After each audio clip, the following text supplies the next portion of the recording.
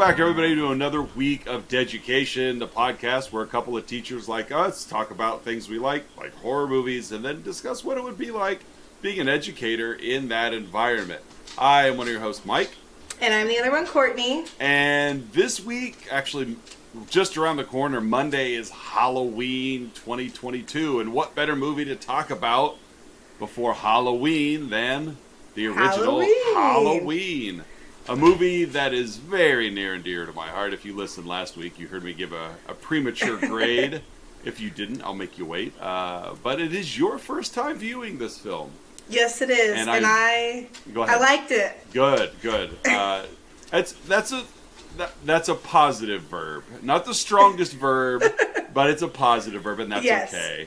Because you're still in your infancy of horror. So... and I think, as we've kind of talked about before, that and I definitely know, as you build out your viewing log, you start to see things in a little different light. Like, suddenly a movie you thought a movie that you liked becomes a lot better because of a bunch of crap. You know what I mean? And things that you used to like, and then you see better things, and you're like, oh man, now I really do know what a good movie looks like. But yeah, we're going to talk about Halloween. At the time, and for a very long time, the most successful independent film of all time. John Carpenter wrote and directed this movie. This is not his debut film, but he did. It's his real big hit, his first real big hit. He wrote and directed this movie, did the music for this movie, and it was huge. This movie is huge when it came out. It was before my time, not by much, just a year and change, but it was huge, massive haul, and did very well at the box office and spawned a whole bunch of sequels that they're still making just a couple weeks ago. But this is it. This is where it all starts. It's just a guy with an idea and his friends, and they make a movie. And this is the one they made. It is Jamie Lee Curtis's film debut. And I love her. I didn't know that, I guess I shouldn't say I love her because I've seen like a few movies by her. Okay. But the movies that I have seen by her, I really, really like her in. Yeah. So Jamie Lee Curtis is a fine actress. What have you seen her in?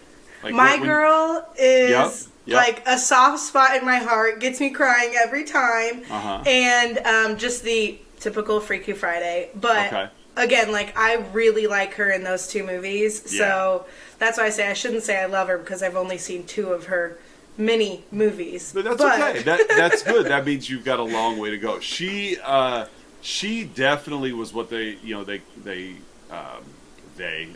horror fans coined as a scream queen. She was a big deal in the 80s. There was Halloween. She was in a movie called The Fog. She was in another horror film called Prom Night. The Fog was another John Carpenter movie. She was in a movie called... there's so many. Terror Train, but I'm not sure if she was in that. There was a lot, though. Halloween 2 she was in. So there was a string of the 80s, and this being her first one, that she was just like the star of these horror films and really built her career, off of the back of these horror films. Also did a lot of other things in the 80s. Trading Places with Dan Aykroyd and Eddie Murphy. It was a comedy. Like you said, My Girl she was in. She did like this aerobics movie with John Travolta called Perfect. She's just a little bit of everywhere. Yeah. But she also comes from like Hollywood royalty. Her dad...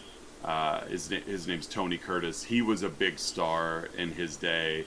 Her mother, Janet Leigh. I know you haven't seen Psycho by Alfred Hitchcock, but are you familiar with what Psycho is at all? Yes. You've heard of it? And actually, when you were talking about how you and Jenny went and did houses, I've been to the Psycho house. Okay, yeah. But I don't know. I've never seen the movie. but you know the premise of like, like a woman gets killed in the shower, that was Jamie Lee Curtis's mom. Okay. So so Janet Leigh, it's like, it's kind of cool when you think that it's like, my dad was a big star, my mom was a big star, and then this is how she gets her start. Almost like, I want to do it my way, I don't want to ride the coattails of my parents and just be offered a role. Like she's on the ground working up from scratch on independent films, and she really did take off. She's still making movies today. She's married to Christopher Guest, who he himself is a very successful writer, actor, and director in Hollywood. He does a lot of mockumentaries, what they're called. Okay. He was in a movie called This Is Spinal Tap. His most famous movie is called Best in Show. It's like a movie about like a dog show, but he directs a lot of just real funny comedies. Really, like you like it or you don't kind of thing. And so so she's kind of always been there. She was in a movie with Arnold Schwarzenegger called True Lies. Like she's been around, and I also am a big fan of Jamie Lee Curtis. But this is where she starts. But not yet, because before we get to Jamie Lee Curtis in the movie Halloween, something else happens. What happens to kick off our movie? We've got a 6-year-old who is, to continue the theme with the last 2 weeks, dressed as a clown for Halloween. Oh, yeah, I didn't think about that, yeah. And you're kind of going through the eyes of him. Mm-hmm. And he's spying on what I would assume to be his sister and her boyfriend. It's his older sister, Judith.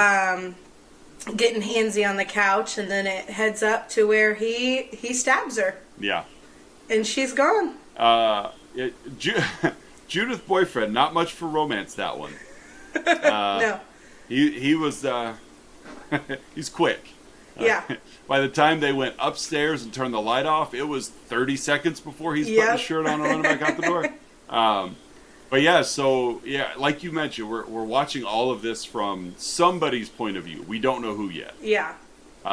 Just watching the house, coming in through the back door, which I thought was odd. I really didn't even pick it up for the many times I see this movie until last night, that like the back door was just wide open. Yeah. And I know they do it for filming purposes because you're bringing a camera through the door. But I even said to my wife, I'm like, why? Like, why is the door open? Like, well, whatever. Grabs a knife, goes upstairs, puts on a little clown mask, and then we see again from the point of view of the killer now. Like she's there, like post relations and brushing her hair, and it was Michael, and he just starts going to town. Yeah. Just stabbing away. Kills her, walks out the front door as his parents pull up, and like they just take his mask off, and that is when we see like camera flips, and it's just a boy. Yeah. And this is the part of the movie that, honestly, for me, really, this is what really ramps up the scare factor for me. Because he's, like, something is obviously wrong in his head because he is so young. Right. So young. But he's young, but he lives in the suburbs. I mean, he lives in a decent home. His parents are still married. They're out together. Like it. To me, that's what makes this movie scary. Is there's no like cause. You see a lot of even like what we go through with like like red flag students. Look mm-hmm. for certain characteristics. Yeah. Nothing of him was high risk. Nothing. He was out trick or treating. Uh-huh. He was still in his costume. Although he was already dressed as a clown, but his mask was upstairs. Whatever. Independent film goofs. But yeah, murders his sister with a chef knife. And that's how the movie starts. And then it fast forwards like 15 years later. And this part is creepy as well. Yeah. This is where we meet Dr. Loomis and a nurse. Mm-hmm. They are on their way. They're doing a patient transport. Apparently at 10 o'clock at night. Yeah. Yeah. on Halloween Eve. This is where I knew that I would like the movie because my favorite movie is based off of, or like in a psychiatric ward. What movie is that? Girl Interrupted. Okay. Absolute favorite movie. But I was like, oh, okay, like that we're heading to a psych ward. Like this is pretty cool. I'm gonna like this. I'll admit I haven't seen Girl Interrupted, So you and Curtis should add it to your list of movie. We'll figure out a way. We'll find a theme to fit it in. Maybe it'll be, commas in the title month or something. And so, this is where we get a little bit of backstory from Dr. Loomis. Dr. Loomis has been Michael's psychiatrist for many years. And another little touch of irony here to draw the connection just a bit more. The name Dr. Sam Loomis, in the movie Psycho, Jamie Lee Curtis's man friend, his name is Sam Loomis. Oh. And it's just this weird little web of connection that, so Dr. Loomis is Michael's psychiatrist, and he's been trying to crack this kid for 15 years. Hasn't said a word in 15 years.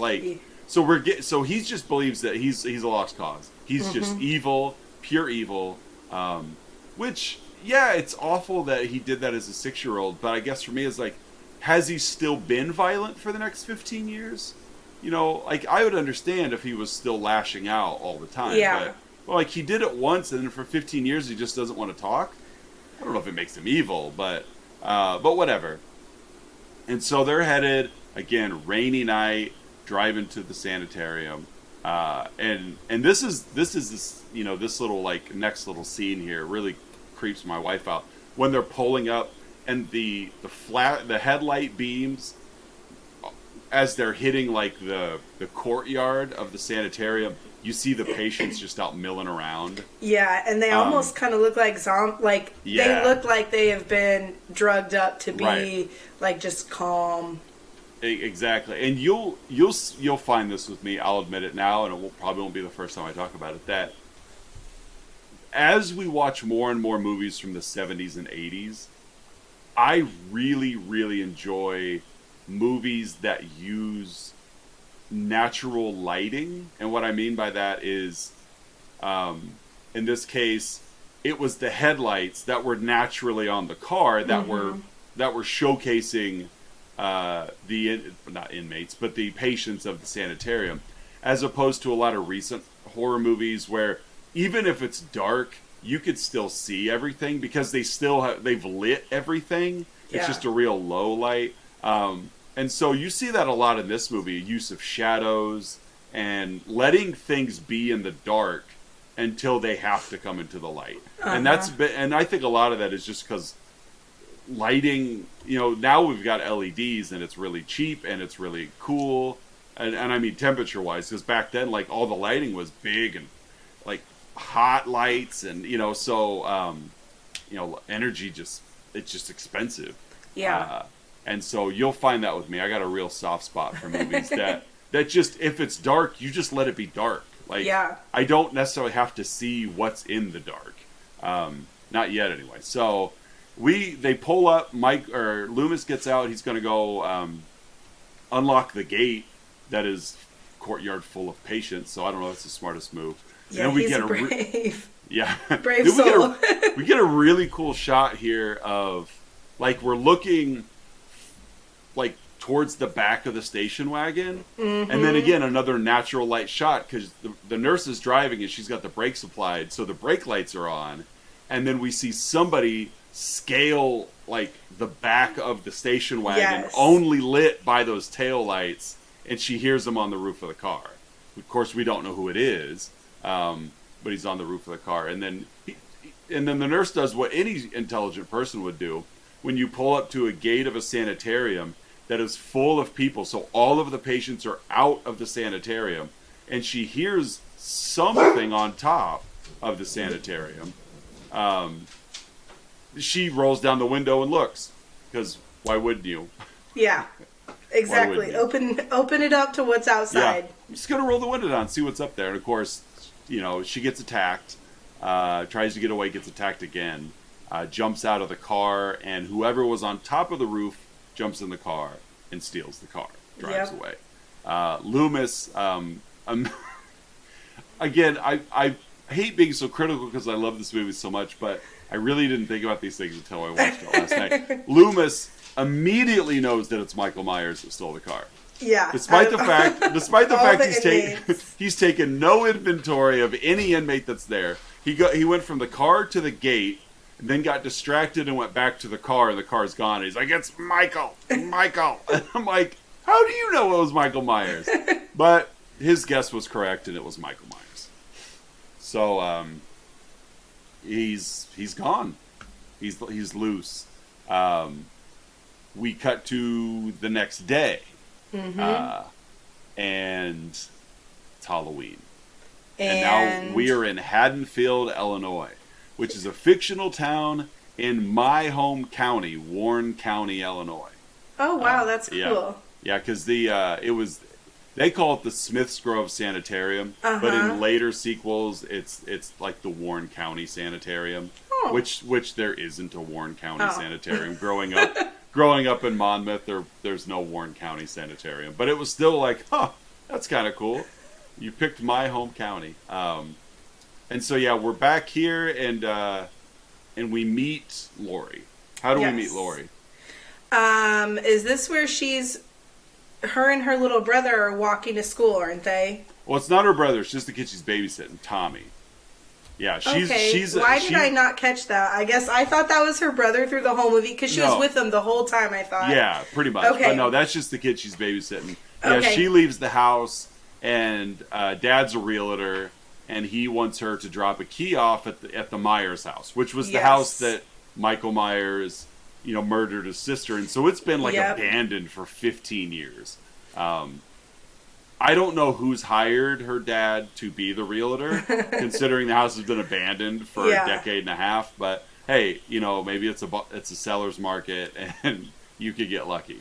And this is where the little boy's like, "No, don't go up there." And she goes and knocks on the door, kind of. Yeah, she drops the key off.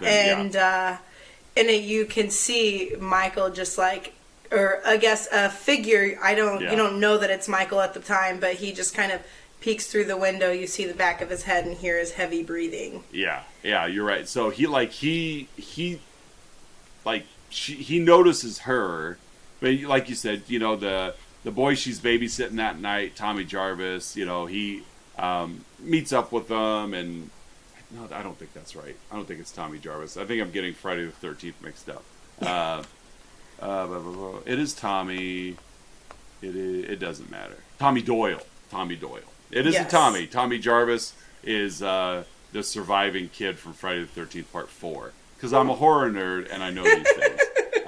Tommy Doyle is who she's babysitting, who does come back in Halloween Part 6, played by Paul Rudd. Ooh, I'll have to watch that. I do like Paul Rudd. Yeah, played by Paul. He still looks the exact same, of course, but played by a young Paul Rudd in Halloween 6. But yeah, so they're walking and they're just chatting away. And again, like you mentioned, Lori drops the key off. She's walking away from the house, and it's daytime. She's on her way to school. Michael just steps out onto the sidewalk, and he's still watching her. Right? Yeah. It's just a lot of this. We don't know what we're looking at, but we know what we're looking at's not good. Yes. Kind of cut back and forth to where Loomis, who's been tracking the vehicle, he comes across like a mechanic's truck. Yes, and he's at a payphone. He's using a payphone. And Michael's patient clothes are in that truck, and the door's open, and he didn't see a body, but had later scanned over this mechanic's body. Yeah. So who's missing his coveralls. Yes. Leading to that's where Michael got his coveralls. Yep. Like his blue coveralls. We also see a scene here before too long, because like I said, Lori's on her way to school. She's sitting in English class, and the teacher's talking about fate.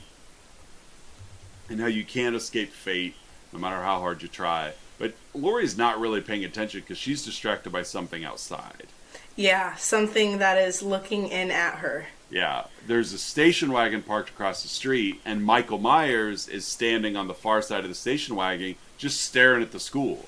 So apparently Michael now, somehow, he's been incarcerated for 15 years, but he quickly, the morning that he sees this new person dropping a key off at his old house, he he must have somehow called the school and got her schedule, so he knew which window to be staring at. And so, but no, she notices him, and it's just kind of this overlapping conversation of you can't escape fate. A little bit of foreshadowing that, she just notices him stalking her. Yeah. He's even stalking Tommy a little bit because we see a scene after that where Tommy's leaving school with a pumpkin, because that's what they do. That's what they do in Haddonfield, is they give you gigantic pumpkins to take home. Just carry it, kid. You're just a tiny little kid that needs a babysitter, but you could surely carry a pumpkin all the way home. And he's getting picked on, and trips, falls, breaks the pumpkin, whatever. And as the bullies are running away, one of them runs right into Michael Myers. And so it's just like, you just kind of wonder. I mean, you may have wondered. I, of course, already knew because I've seen it so many times. But like, he saw these two approach his house, and now he's just fixated on these two. Yeah. And he somehow, he just knows where they are. He hasn't been in town for 15 years. Let alone, let's not get distracted on how he knows how to drive. He's been in a sanitarium since he was 6. But Laurie's seeing him enough that it gives her the willies a little bit. Yeah. So she's walking home with her friends, Annie and Linda. And they notice, again, they notice the station wagon. Yeah, and doesn't Linda yell at it? Yeah, one of the two. Whoever has darker hair, Right. I haven't Annie. seen it That's enough. Annie. Okay, I haven't seen it enough times to right. remember. That's understandable. Annie and Annie's dad is like the sheriff in town too. Yes. So Annie had yelled something at it. Yeah, speed kills. Because he wasn't even driving fast. He was like creeping down the block, and then. And he slammed on his brakes, and then they were. I mean, all three of them are like, "Oh, crap!" At which I know I see it. You probably do as well. I see that a lot. Just this idiotic courage of kids to be like, I'm just going to spout out whatever I want, and then when they get called on it, they have no idea how to handle it. Yeah, because they're just like, Oh, you didn't think about the consequences of your actions? Yeah. How juvenile of you. And so he does drive off. We cut back to Loomis, who's tracked him to Haddonfield. Why he's at the cemetery on his own volition, I don't know. I guess we could guess that Loomis suspects that Michael's headed back to Haddonfield because that's where he killed his sister 15 years ago. Yeah. So Loomis goes to the cemetery and meets with the caretaker. Just show me where her grave is. He knows he's only been violent with one person. It was his sister. I guess he's just going to check it out. He gets there, and what's missing? Everything. Yeah. The casket, the body, everything is gone. There's just a hole in the ground. Yeah, the tombstone for sure shows up later. But yeah, he's taken the tombstone from the grave site, which means that this man has got incredible strength. Because all he did was live for 15 years. Right, apparently, because there's no shovel. No. You can tell he just uprooted this tombstone from the ground and then took it with him. Yeah. I've got use for this later. He's a man with a plan. And so Annie and Annie's babysitting that night, and why am I drawing a blank? Lindsay. Lori.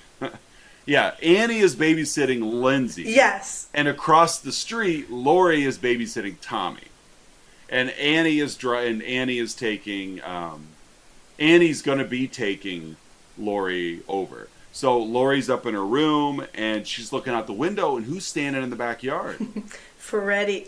Not Freddie. Michael. That would also be freaky. What are you doing here? Wrong movie. Michael Myers is standing there among, the sheets. He's just staring up at her window. So he's been stalking her, all day long. And then she gets a phone call, and she's panicked because, of course, now when she looks back, Michael Myers is gone. She has no idea who this is, by the way. Yeah. Not a clue who this guy is. So she looks out the window. He's gone. phone rings. There's nobody's there. She's like heavy breathing. So she hangs up. Phone rings again. It's Annie. And she's just, Annie, not the greatest actress in the world, but I think she plays like the rude best friend really well. So she's giving her crap. Oh, now you're hearing noises. And, so she's not taking any of the concern of her best friend at all. No. I'm on my way to pick you up. So, one of my favorite, camera tricks comes up in this scene. Annie and Lori, they're driving and they swing by like a hardware store. My wife and I have been to that hardware store. That's awesome. Yeah, it was really cool. When we were out in LA for a week, we just hit up we just punched in different movie locations on the GPS and just led it to where it took it. Went to where it led us, and one of them was that. I was like, oh my God. And then it was like Michael Myers was parked right where we're parked. And so, they're there having a conversation with her dad. This is where we established that, her dad's like the sheriff or police chief or whatever. And he's there investigating a robbery because somebody just stole a mask, some knives, a rope, nothing major. Nope. Which again leads me to live we've seen Michael Myers all day long in that mask. And he's just now reporting to this break-in after school's out. Yeah. And the alarm is still going. He was the only cop in town. I guess. He had to have been. Because, again, when Lori dropped the key off before school, Michael had already robbed the place and taken a mask. Yes. It is now 9 hours later, and the police are like, we should probably get over to the hardware store and check that out. But it's just whatever. You dig in too deep, you can rip any movie apart. But this is just laying the tone. It does explain where he gets all of his stuff. But anyway, the camera thing I really like here is the girls drive away and Loomis shows up. And Loomis is talking, and he's letting him know, hey, I know it's Halloween, but there's Michael Myers is on the loose. But what I really like about this is Loomis is standing there, and after he's had the conversation with the cop, Dr. Loomis is looking right. He's looking left and right by the camera. But we see Michael in the station wagon parked across the street, so we could see them both in frame. I just love it how Loomis is looking to his left as Michael's on his right, and as Michael passes behind him, Loomis just happens to look the other way. It's like they were right there on the same street at the same time. And just coincidentally, he missed him. Because that's obviously the car he's been looking for. Yeah. And this is where, really, it's just been... There's been no violence yet. No, there's been the attack on the sister, the implied the off-camera attack on the mechanic. But other than that, it's just been a lot of, stalking. Mm-hmm. But now the girls are where they're going to be babysitting. Annie is over at Lindsay's across the street, and Annie does not want to babysit. No. Lori is your Girl Scout. She's over there. She's got plans. We're going to watch a movie, and we're going to decorate. We're going to carve pumpkins, and she's a good babysitter. She is. And so this is where everything starts. It's now dark. It's Halloween night. I don't know why the girls didn't take the kids out trick-or-treating. It's Halloween night. I know, they're kind of boring babysitters. A little bit, but that's okay. There is a psychopathic murder on the loose, so, they're stay indoors. And this is where Annie's getting a phone call from her boyfriend, wants to hang out.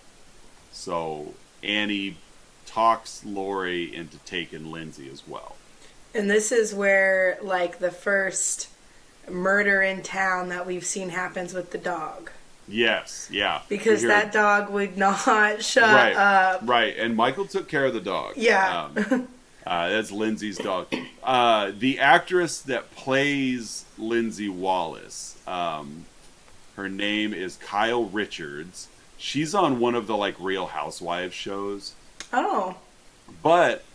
when they, not remade, but when they made the new Halloween in 2018 and Halloween Kills and Halloween Ends, she, like the actress, reprises her role as Lindsay Wallace because she lives. Yeah. And so she comes back as Lindsay Wallace. So she and Jamie Lee Curtis are playing the same characters just all these years later. Oh, that's cool. And so it is really cool how they just, because they obviously, she experienced all the terror of that night as well. So she's got this, this little PTSD stuff going on as also. So it's just cool how they bring all that stuff back, that, she came back. And actually the actor who plays Michael Myers again in the movies that came out recently. Because it's like, well, what better way to showcase the years that these people have aged than to just bring back the same people? Yeah. And so, this, like you said, this is where Michael really starts to go on the attack. Kills the dog. Tommy sees him from the window. Tommy's looking out the window and just sees him standing in the front yard of Lindsay's house. He'd been trying to, like, spook Lindsay anyway, but sees him standing there, and he's now freaked out. Yeah, because he's like the boogeyman. Yeah, and Laurie doesn't believe him because why would she? Yeah. Well, I know why she should, because she's seen the boogeyman all day as well. Like, this is ruining the movie for me, Courtney. No, absolutely not. But it's just, again, these little, I wouldn't even call them plot holes, but just rationale, like you should have believed him. You've been seeing a strange person in a mask all day also. Yes. And so, Annie brings Lindsay over. She's so she can hang out with her boyfriend, Paul. She's going to leave. Matter of fact, she says, if you watch Lindsay, I'll talk to Ben Tramer for you. The one boy that Laurie kind of likes. But Laurie's too nervous and pure to say anything about it. And what happens to Annie when she decides to go get the car? It's locked, and she forgot her keys. So, like any normal person, went back to grab them, comes back, opens the door, and it's unlocked. And the windows were all fogged up, yeah, too. They were. And I was going to be disappointed if she hadn't realized that it was unlocked. Like, immediately when she just opened it and hopped in, I was like, come on, Mike. Yeah. You gave this a good grade. What is happening? But then she had realized, and she had, like, looked around, and she noticed that the windows were foggy, and then she was, like, double, like, almost looking around, like, what is going on? Yeah. And then, lo and behold, he pops out of the back seat, and there's Michael. He starts strangling her from the back seat, and then just slits her throat. Yeah. Like, because again, he stole knives from the hardware store. But you're right. I agree. I love we see these characters, again, just this dumb high school girl. We see her, she's got love on her mind. I'm going to bail on my babysitting job, and I'm going to go see my boyfriend. And you're right. It's like, car's not locked. I'm going to hop right in. And then everything like hit her at once. Like you said, like, wait, I just went and got my car keys. Everything, and then too late. Bye, Annie. So Annie is now a casualty. And nobody's there to notice. No, they're not. So very soon afterwards, Linda and her boyfriend show up because they're just like, we're going to party.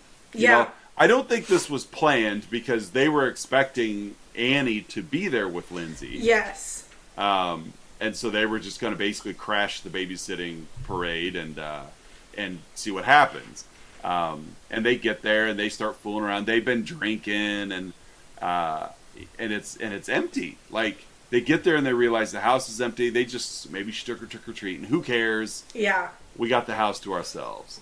And they do what anybody would do when you barge into a stranger's house and nobody's there. You take advantage of the bedroom. Yeah.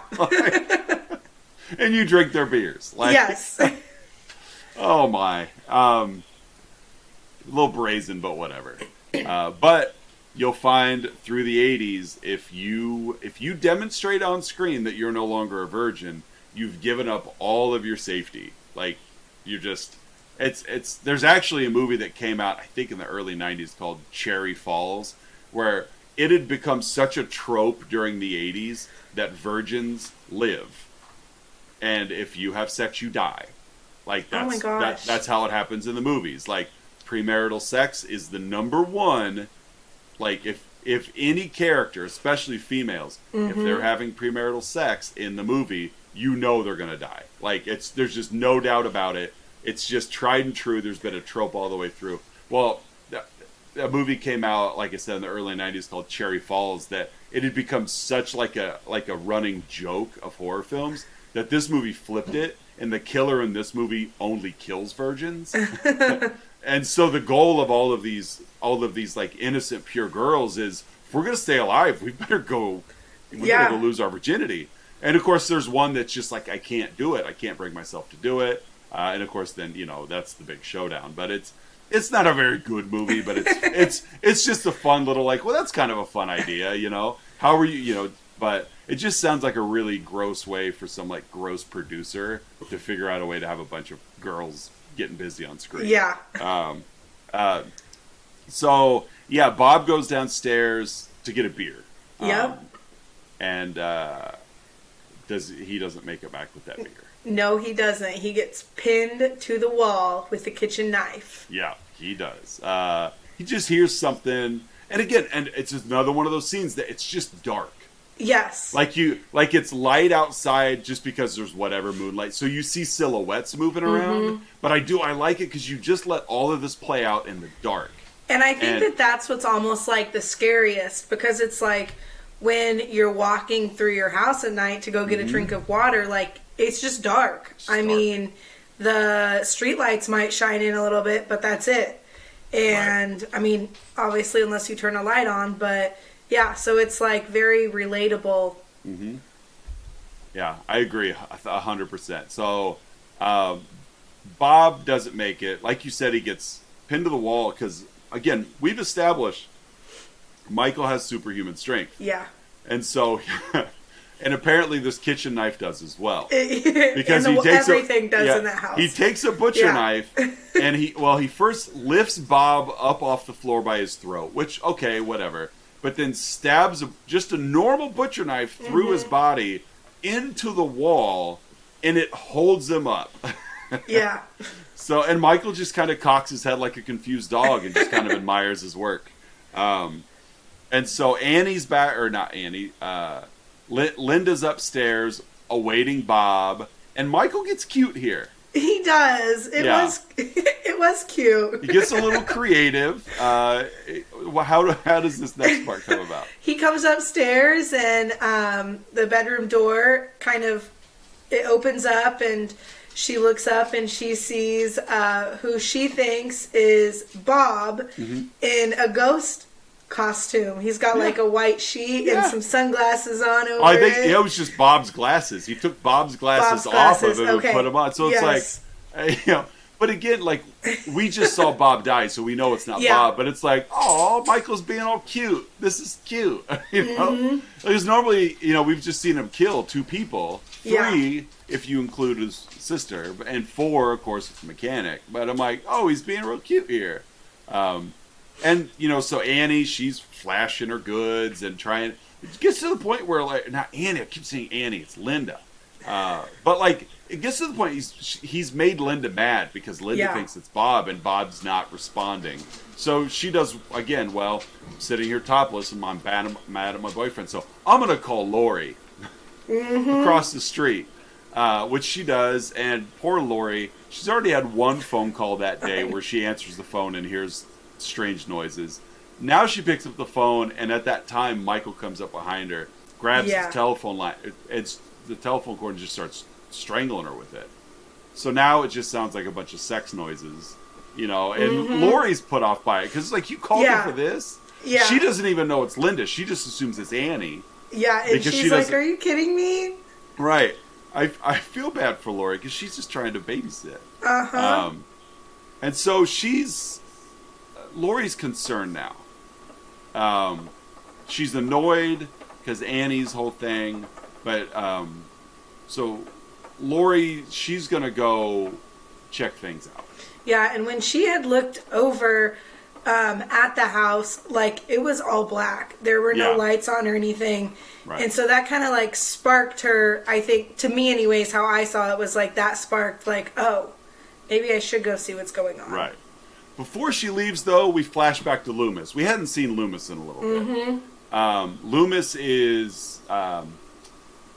he's... At one point, like, we saw him and the police officer. They were at the old Myers house. There's just a jump scare where, like, because, you know, the rain gutter comes swinging through and crashed through the window. That one did kind of scare me a little bit. Yeah, I vividly remember the first time I watched this movie. It made me jump, too. Because I was like, oh my goodness. It was just a quiet conversation, and then it just kept screeching and crashing through. It was definitely an effective jump scare.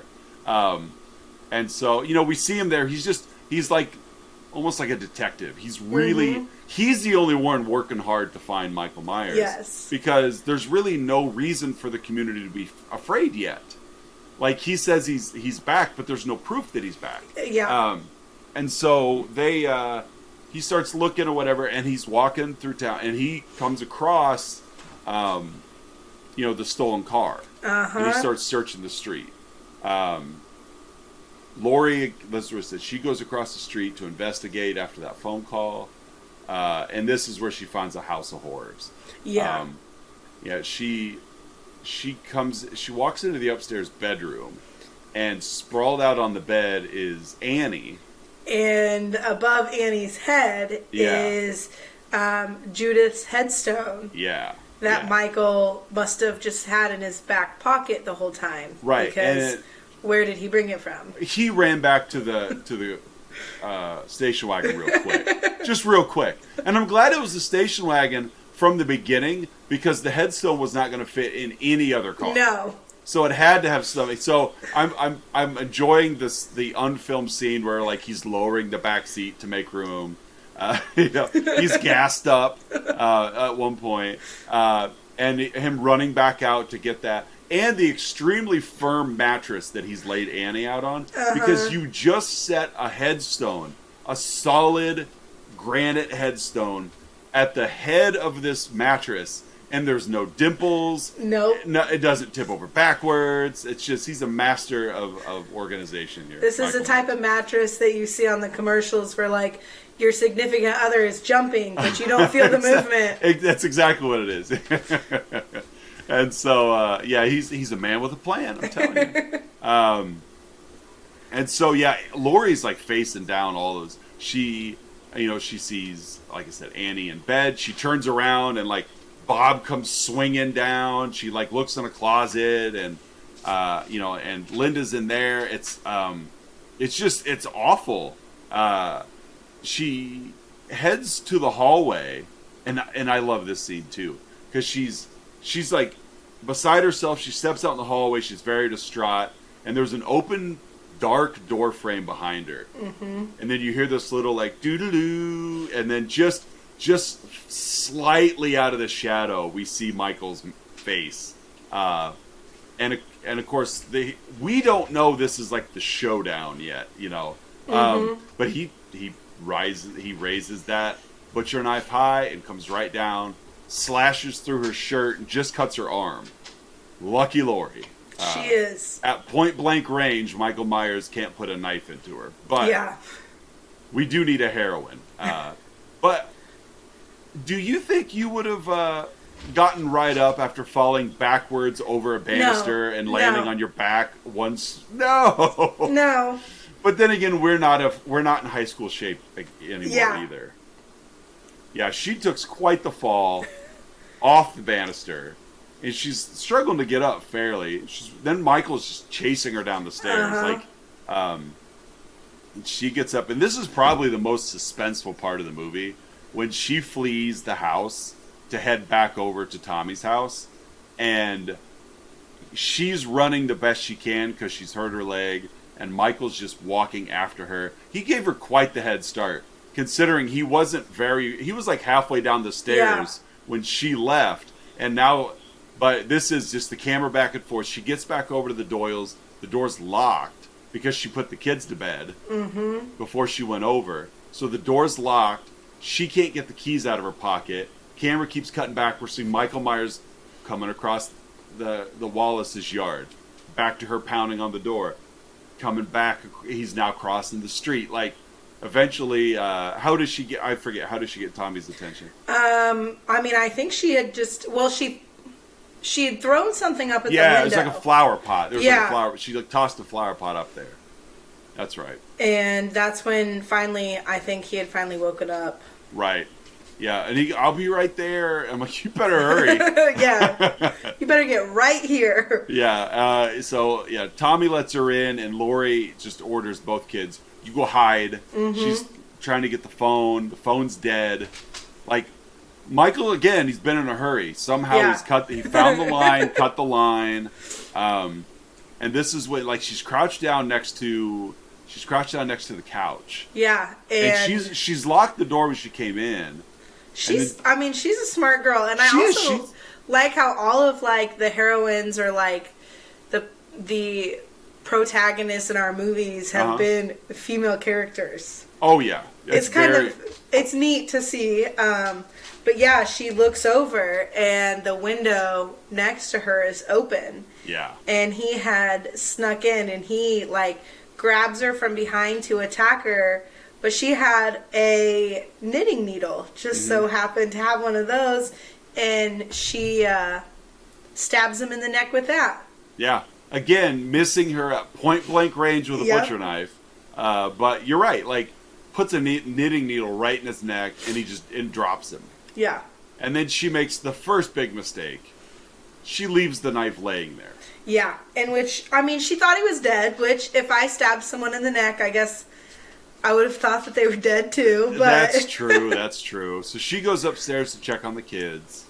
And so she's, they went and hid in a closet, and she's there at the end of, like, she goes up the stairs around, so she's, like, right there in kind of, like, the upstairs hallway. Tell them, you guys, you gotta go. I want you to get out of here, and then Tommy looks over his shoulder, and Michael's standing right there at the top of the stairs. Like, he's not dead. No, he's right here. there. And he's very well alive. So she sends the kids back to the closet, and then she takes off into another bedroom. Again, because Michael's only like 4.5 feet behind her. But she's got plenty of time to hide. Yeah, she'll never find her there. And so she opens up like the balcony door of this bedroom. But then she goes and hides in the closet. So give him a little misdirection to make him think that she jumped off the balcony. I mean, he's already seen her take one stumble from a second floor. So what's a second one, right? Yeah. She's proven she can get up after a fall also. So she goes and hides in the closet. And this scene scared the crap out of me the first time I saw it too. This one was because she's like sitting there back in this closet. But this is one of the closets that, like, in my opinion, has the weakest doors on it. And he's trying to get in.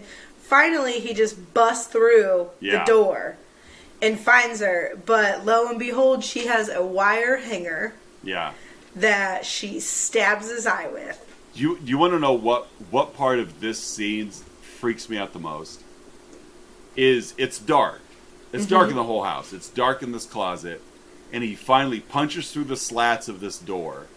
And he's wrestling. I mean, he's just struggling to get through it because she's like secured it from the inside, so he can't just open the doors.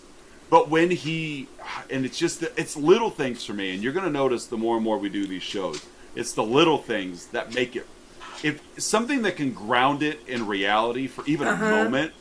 And so, yes, it's like, okay, this isn't necessarily the most realistic, but there's no reason to believe. I mean, he just got stabbed in the neck, whatever. Yeah. But when he's busted through this door trying to get to her, she's clearly cornered. There's no way out except that door. But when he's struggling to get in, and he keeps catching the light string, and he keeps, like, it's not a strobe effect, but it is in a sense that, like, he keeps struggling to get in, and he'll pull the light switch. So now the light's on in there. And she could see with everything, he could see with everything, and then he struggles and it turns it off, and then it turns it back on. It's like, for that, like, I don't know why, but those little things resonate with me. Yeah. That I'm like, everything is supposed to be scary when it's in the dark. Mm-hmm. But he just accidentally brought this into the light, and it's almost scarier now. Yeah. Because, like, you're not just being attacked by something in the dark, you're being attacked. Yeah. And so, but you're right. She finds this wire hanger. It must have already been untwisted most of the way, because those wire hangers, they're a pain. They're wound up really well. Yes. You know, I've undone them before, and it takes a couple of minutes to get that. Yeah, it does. And you usually need a pair of pliers, but not Lori. Everybody's strong in this town. Yeah, so she sticks it right in his eye, and down he goes. Yep. You know, second knockout of the night for Lori. Yeah, and this is where she stabs him here, doesn't she? Because he dropped the knife, and she got out, and she stabbed. She didn't stab him. She did pick the knife up this time. Okay. Yeah, she didn't stab him though. Okay. He drops the knife. He picks it up, or she picks it up. It just steps over his body. He's just laying there, and so now she's going back to recover again. Because she just no idea why any of this is happening. So she's just John Carpenter's just a genius. You know, like I told you, the other show we do, like the first month of our podcast was just Carpenter's 80s Carpenter's movies, and this is 78. This didn't even fit into what we did because there's so many good ones that he does. It's just a great director. So he sets the camera up to where Lori is right there in the foreground. We see her trying to recover, and then Michael's back in the distance, laying on the floor, and then just it just sits right up, abs of steel, and Lori has no clue.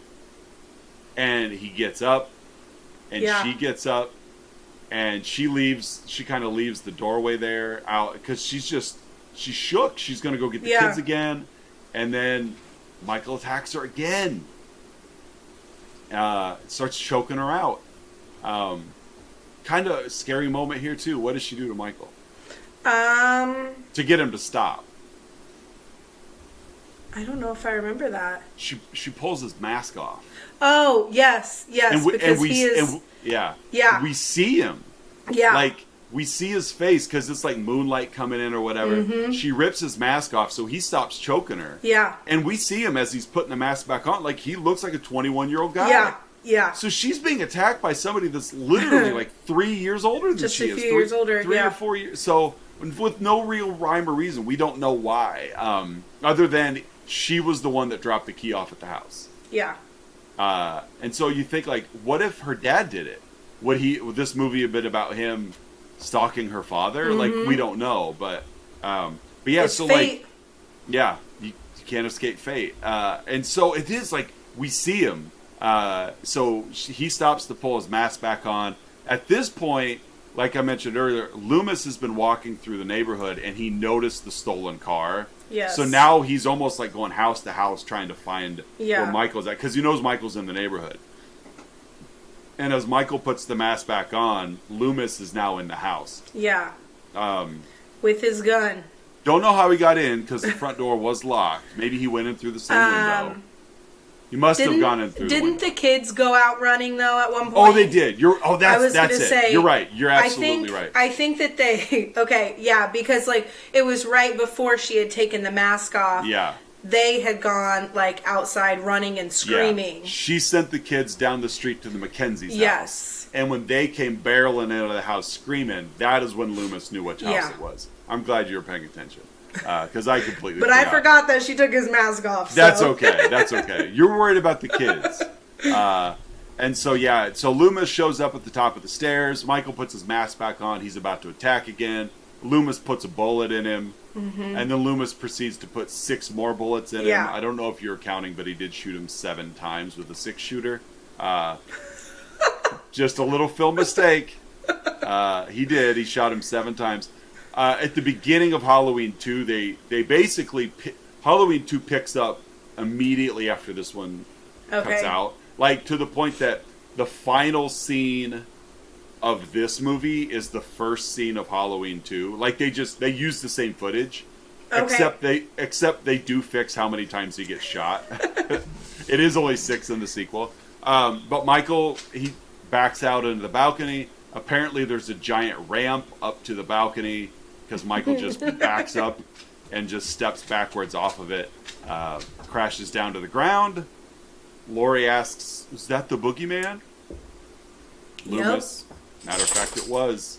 And then looks over the balcony to see Michael's dead body, and it's not there. Yep, it's gone. And he just stares off into the night like, it's evil. Halloween. I love this movie. I really liked it. Good. I guess I wouldn't say, I mean, I don't know. I wouldn't say I loved it, but I really liked it. Again, I really truly believe like we're just generational differences really do matter. I really do think they do. I was born a year after this movie came out, and so by the time I was watching horror films, there were 2 or 3, 4 of them out already. Yeah. So like I could digest them quickly. And so like I remember seeing part 6 in the theaters, and I'd seen all the ones previous to that. Like it's just everything was at the video store. There was no Netflix, there was no, it's just, so if you watched it, you had to make a choice. Yes. To physically go somewhere. So you were committed to it. But I really do think the generational differences of the type of movies you're brought up on dictate in a way like what your favorites are. And your tastes change over time. You realize there's certain movies you like better than others. Yeah. Types of movies anyway. And so no, I'm not remotely upset or offended if it's not your favorite. I was not expecting that at all. I was just hoping you liked it. I did. And so let's grade it. Let's grade this movie. 1978's Halloween. Courtney, what do you grade it? I'm going to give this one an A because it is like so realistic. And I think that like, I mean, especially, I don't want to compare it to Terrifier, but like that stuff's more than likely not going to happen. Right. This could. Like this could very much happen. So, and it's just the little things like when I walk by after I watched it, and then I walked by, because I like to keep our blinds open all the time. Like, our windows are always open. Casey gets so mad, but it's like, I walk by and I'm like, maybe I should shut that. Because people can see inside. So it's like, yes, it did scare me. Right. I love it. Yeah, because we really haven't watched a ton of, like, realistic horror. This is week 5. We got a Freddy Krueger, not realistic. We got Art the Clown, not realistic. And so, what was our first week? Sleepaway Camp. Sleepaway Camp. Again, not really that realistic. No. And so I agree, this is probably the first somewhat grounded in reality. Because all of this happens in the case of one night. There's really only, excluding the dog, like, we got his sister back, in 63. Yeah. And then the mechanic, Annie, Linda, and Bob. Yeah. There's only 5 deaths. You don't see blood until Lori gets cut on the arm. No. You know what I mean? So, I told you last week, like, there's really not a drop of blood in this. No. But still brutal. Like, yes. And so like I mentioned last week, I give this movie an A+. It's just so well made, so well thought out.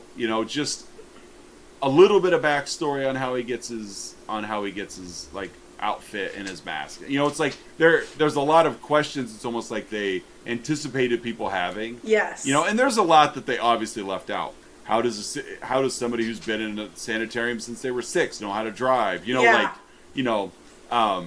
But they even like kind of not like answer that, but even the nurse is like, he doesn't know how to drive, and Loomis is like, well, you did very well last night,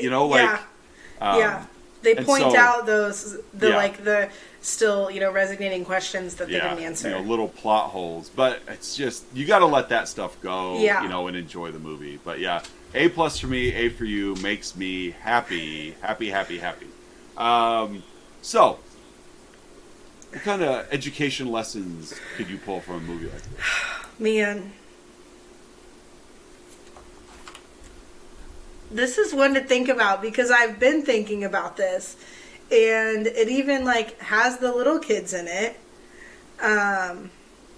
Why don't you go first on this one? Let's Fair hear. Let me. In today's educational environment where there's so much work on cross-curricular education, instead of compartmentalizing or even departmentalizing, where English is English and language is language, and so that I think the importance of current events can really ground education into the everyday life of these kids. Mm-hmm. Because in a 24-hour news cycle that we live in now, granted, in all due respect, 1978 didn't have a 24-hour news cycle. Yeah. But we do now. And I think it's important for teachers to try their best to tie their educational lessons not only into something the kids enjoy and are interested in, which is obviously, that's a very huge stepping point. Yes. If you could tie it to something the kids enjoy, you're going to get them on board.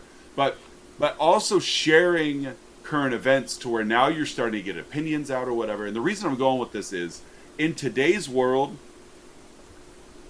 Michael Myers escaping from a sanitarium would have been on the news. Mm-hmm.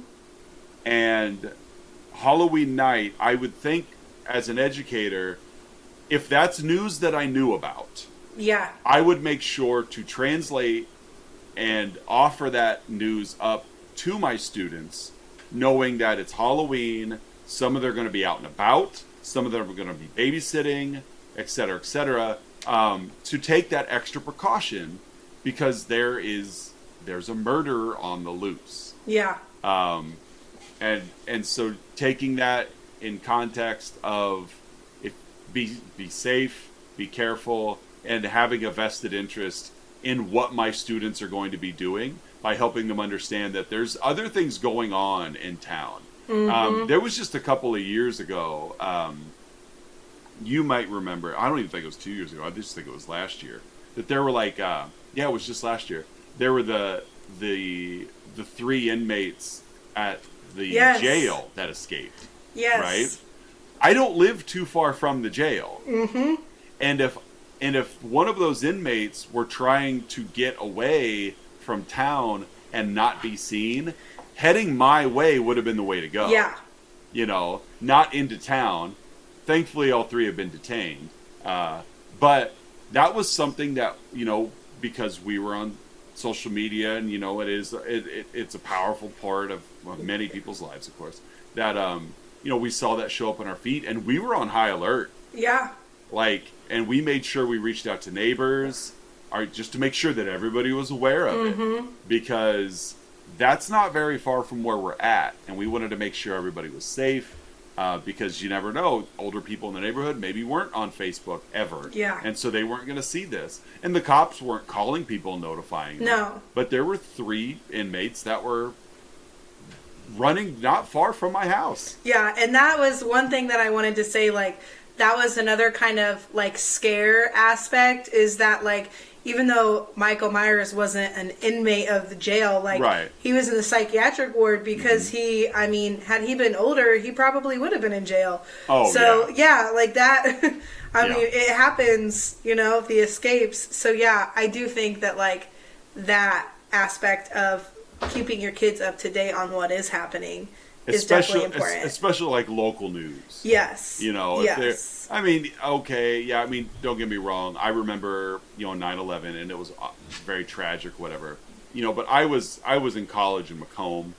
All this was going on in New York and Washington, D.C. Yeah. And the whole nation was terrified, obviously. But it's one of those that, yes, it could happen anywhere, but when you're targeting something as major as the Pentagon and as major as the World Trade Center, I don't think WIU was their 3rd target. Yeah, and I mean, and so I was in kindergarten, right? And so it was obviously news that was warranted and paying attention to. However, it wasn't local enough to feel like it was going to have could be an immediate impact. Yeah. Whereas, and today, absolutely, I have no doubt in my mind that if somebody, a 6-year-old murderer from 15 years ago from our town, clearly everybody knows because nobody's bought the house in 15 years. Mm-hmm. If it turned out that, hey, Michael Myers has escaped and is believed to be headed back to Haddonfield. Oh my gosh, like, shut down the town. Yes. Everybody stay in. Call in the FBI, like, high alert. And Loomis couldn't get anybody on board. No. Nobody. Like, he was the only one that took matters into his own hands. The cop, I mean, it was awful because the cop realized, well, actually, no, we're jumping the gun a little bit. The cop doesn't even, like, you know, the police officer, Sheriff Brackett, he doesn't even know his daughter dies. Yeah. It's all still the same night. He does in the sequel. Because, like I said, it picks up right where we left off. Yeah. And it's a very good one, too. Like, my wife, like, she loves 1 and 2 as, like, one long movie. Okay. You know, even though they made it, like, 3 years later, and Jamie Lee Curtis is clearly wearing a wig through the whole thing. But for her, it's like, it's one long movie. And so, but yeah, that's probably my educational input. Filter in local current events as much as possible, especially if it poses some sort of danger to your community. Make sure your students are aware of it. Don't just assume they're aware, because they're kids. And obviously the younger kids are going to have some sort of supervision looking after them. Yes, mine would be like filtering in and letting the parents know, you know, I mean, I'm not going to, okay, kindergarten, there's a bad guy out there, you know, I mean, but definitely keeping up to date with everything that is going on. Right. Safety for your kids. But having high school kids that are the smartest people on the planet and know better than anybody, really trying to break through that initial blasé response and actually get through to them and be like, you've got to understand. Yeah. I know that you don't think it's going to happen to you and it's not a big deal, but we don't want to find out. Because in this case, let's say, you know, the next day, because all this happened, I don't know what day it is other than Halloween, but on November 1st, there are 2 students that are not returning to high school. Yeah. I'm assuming Bob's graduated already because he's got Yes. He seemed older, but there are 2. There are 2 students. Annie and Linda are deceased and no longer students at Haddonfield High School. And you're going to need massive,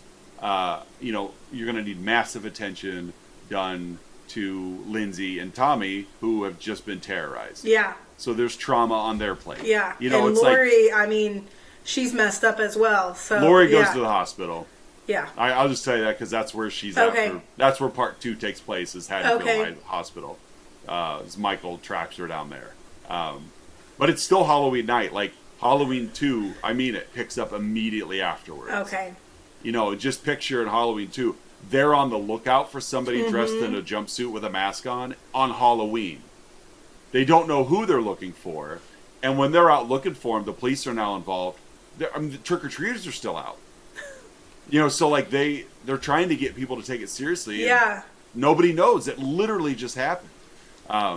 And so it's a good movie. It is definitely a good one. But it's not one we're watching next week. No. Because we're going to do this again. We are having our friend Delaney from the Two Dumb Witches podcast. She will be back for real this time. Her missing last week had absolutely nothing to do with her. No, I mean, no. I'm going to be honest. It kind of had to do with, it had to do with me because I got back later from my plans than what I had planned on coming back from. Yeah. I wasn't going to throw you under the bus. I'll throw myself under the bus. But if you want to throw yourself under there, I'll let you. I will. But I would not be mad if you did. No, I wouldn't do it. But thankfully, Delaney's, she's a great person. And she's still excited to come back. So we're going to come back next week and we're going to talk about The Craft. For real this time. No Terrifier 2 surprises. We're going to watch The Craft. Well, I've already watched The Craft. I have too. Okay, so we're ready. I will probably watch it again. But yes, I have too. So, but yeah, we've got The Craft under wraps. So we're going to meet up with Delaney next weekend and get it out for the following week's episode. So I'm looking forward to that because that's a whole, like you said, you watched it. That's one of the beauties of the horror. You look at movies like comedies, and it's like if it doesn't make you laugh, it's not a comedy. Yep. You know, it's not funny. It's a comedy. It's just not your comedy. Mm-hmm. And if it's an action film, you better make sure there's action. If it's a mystery, there better be a mystery. But I feel like with horror films, it's like it's such a huge category. Yes. Are there zombies or werewolves or vampires or just a serial killer, or did somebody break into your home, or did you get attacked by a giant spider, or is there a ghost, or is it all in your head, or it's like it's as long as I guess it just makes you uncomfortable in a situation that would be terrifying to be in. And for me, that's really what it is if I switch places with somebody in that situation, it's like, it'd be horrific. And so I've seen a lot of duds, but they're still horror. Like, you can't deny that they're not horror. And that's where, you'll find, you probably see it already, I use the word horror a lot instead of scary.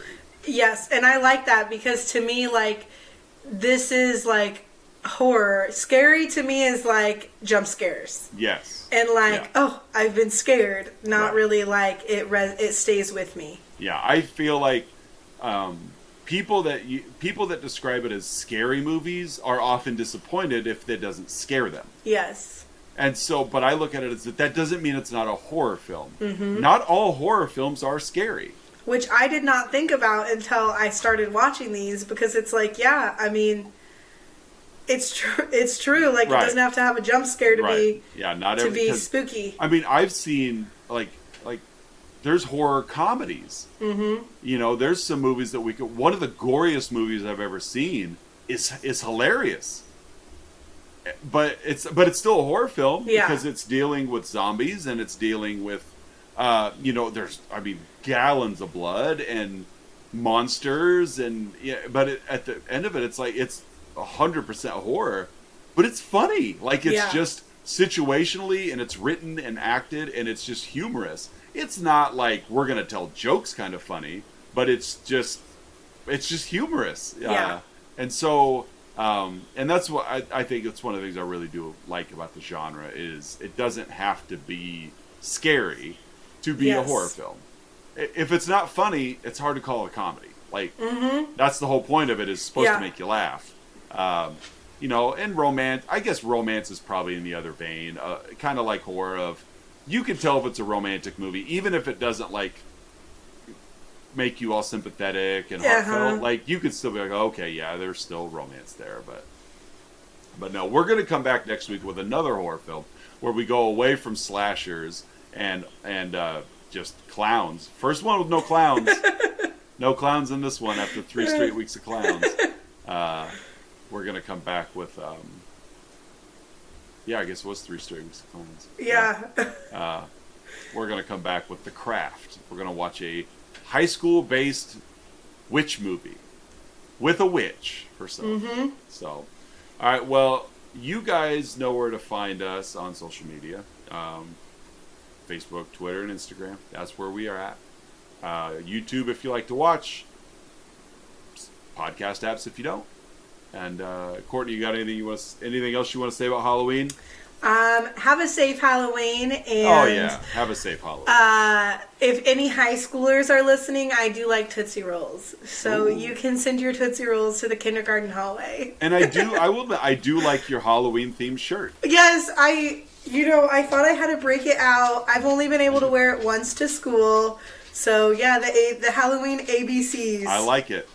I am wearing a Tales from the Crypt t-shirt. So, you don't know what that is, though. No, I don't. Tales from the Crypt was an HBO horror anthology. Being on HBO, they could get away with whatever. And there's no commercials. So there were basically hour-long movies. Mm-hmm. And each one just tells some sort of horrific story.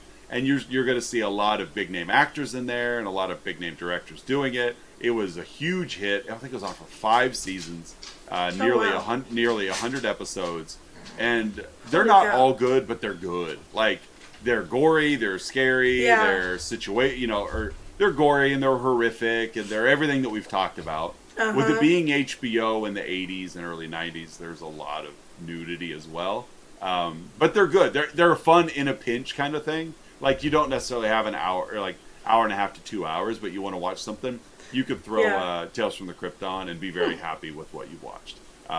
Some of them are very funny, but they're very well done. I'm a big fan of Tales from the Crypt.